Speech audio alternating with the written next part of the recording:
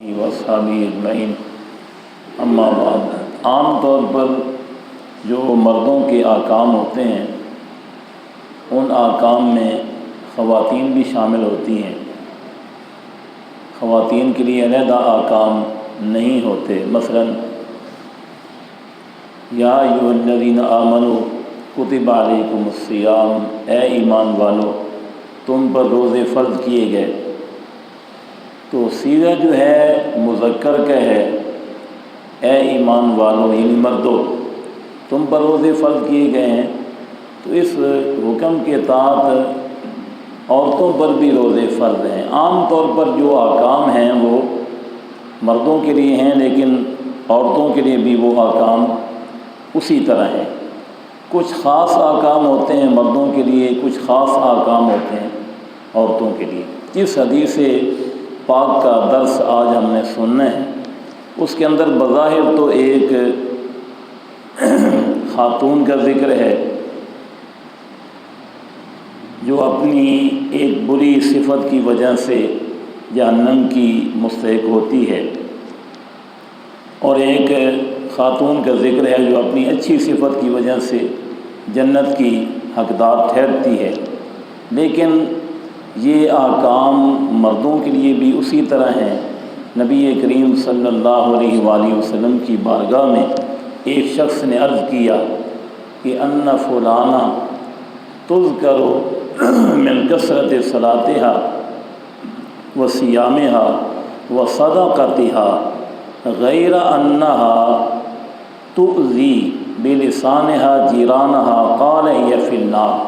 یا رسول اللہ صلی اللہ علیہ وسلم، ایک خاتون ہے جس کی نمازوں کا بڑا تذکرہ ہے کہ وہ بہت زیادہ نمازیں پڑھتی ہے، اور اس کے روزوں کا بھی بڑا تذکرہ ہے کہ وہ بہت زیادہ روزے رکھتی ہے، وہ صدقاتها، اور اس کے صدقات و خیرات کا بھی بڑا چرچا ہے کہ وہ بہت زیادہ صدقات و خیرات کرتی ہے۔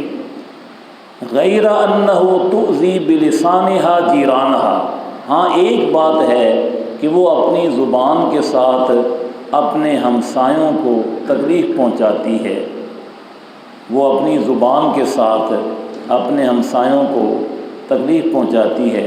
قال ہی فی النار، تو نبی کریم علیہ السلام نے فرمایا وہ دوزخ میں جائے گی۔ اس کے روزوں کا بھی چرچا ہے، اس کی نمازوں کا بھی چرچا ہے، اس کے صدقات و خیرات کا بھی چرچا ہے، وہ ساری چیزیں کدھر گئیں؟ اگر اس کی زبان سے، اور شارحین حدیث فرماتے ہیں کہ زبان سے مراد صرف زبان نہیں ہے، عام طور پر چونکہ زبان کے ساتھ تکلیف پہنچائی جاتی ہے، بات پہلے شروع ہی زبان سے ہی ہوتی ہے، لڑائی جھگڑا جو ہے وہ پہلے شروع زبان سے ہی ہوتا ہے، اس وجہ سے زبان کا ذکر ہے، ورنہ کسی طریقے سے بھی اپنے ہمسائے کو تنگ کیا جائے گا تو وہ عمل جو ہے وہ اللہ تعالیٰ کی بارگاہ میں سخت ناپسندیدہ ہے۔ تو وہ عورت جس کی نمازوں کا بھی چرچا ہے کہ وہ بہت زیادہ نمازیں پڑھتی ہے، جس کے صدقات و خیرات کا بھی چرچا ہے کہ وہ بہت زیادہ صدقات و خیرات کرتی ہے، اور جس کے روزوں کا بھی چرچا ہے، لیکن وہ اپنے ہمسایوں کو اپنی زبان سے تکلیف پہنچاتی ہے، تو وہ جہنم میں ہے۔ یعنی کہ سرکار نے فرمایا کہ وہ جہنم میں جائے گی اپنے اعمال کی سزا بھگت کر۔ یہ مطلب نہیں ہے کہ وہ کافر ہو گئی ہے، مطلب یہ ہے کہ وہ ان اعمال، اس تکلیف پہنچانے کی وجہ سے جہنم میں جانے کی مستحق ٹھہری ہے، وہ جہنم میں جائے گی اپنے اعمال کی سزا بھگت کر، پھر جنت میں آئے گی ایمان کی سلامتی ہوئی تو۔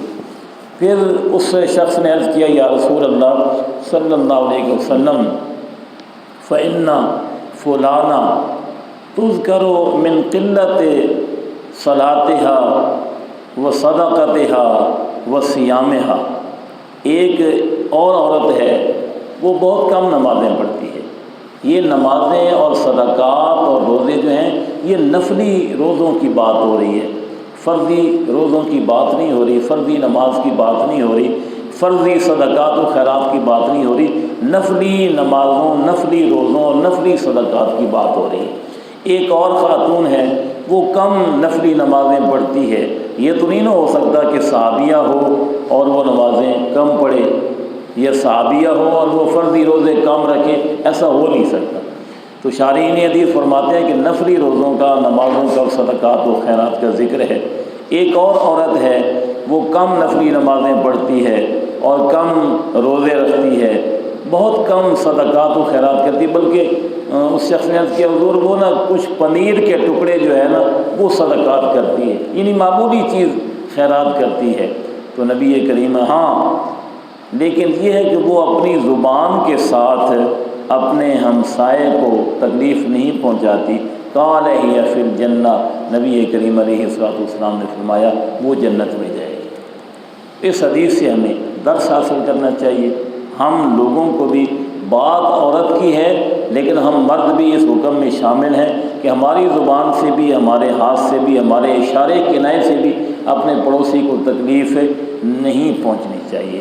اللہ تعالی ہمیں اس حدیث مبارک پر عمل پیرا ہونے کی توفیق عطا فرمائے۔ اللہ تعالی ہمارے گھر کے جو افراد ہیں، ہماری مائیں بہنیں ہیں، ان کو بھی اس حدیث مبارکہ پر عمل پیرا ہونے کی توفیق عطا فرمائے۔